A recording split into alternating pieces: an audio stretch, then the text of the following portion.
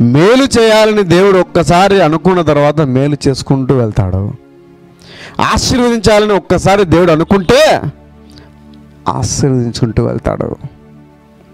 Praise the lord, హల్లెలూయా. ఒకవేళ నీకు మరణకరమైన రోగం వచ్చినప్పుడు దేవుని దగ్గర ప్రార్థన చేసి దాన్ని తొలగిస్తాడే తప్ప నీకు ఆశీర్వాదం వస్తే దేవుడు తొలగించడు.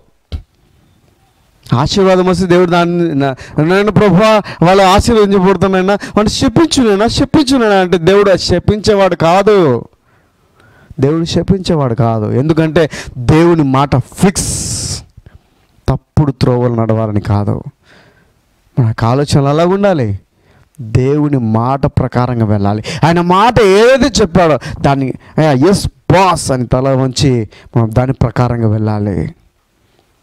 ప్రైజ్ ది లార్డ్, హల్లెలూయా, హల్లెలూయా. దేవుడు తన పిల్లలకు మంచి శ్రేష్టమైన ఆహారం ఇస్తాడే తప్ప చెడిపోయిన ఆహారం ఇవ్వడండి. చెడిపోయిన ఆహారం ఇవ్వడు.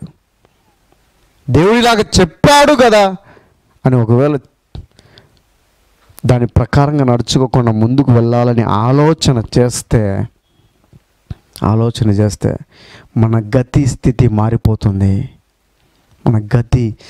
మారిపోతుంది. దేవుడు ఒక్కసారి పిలిచాడా, దాని కన్ఫర్మేషన్ అయ్యిందా, అయిపోయింది.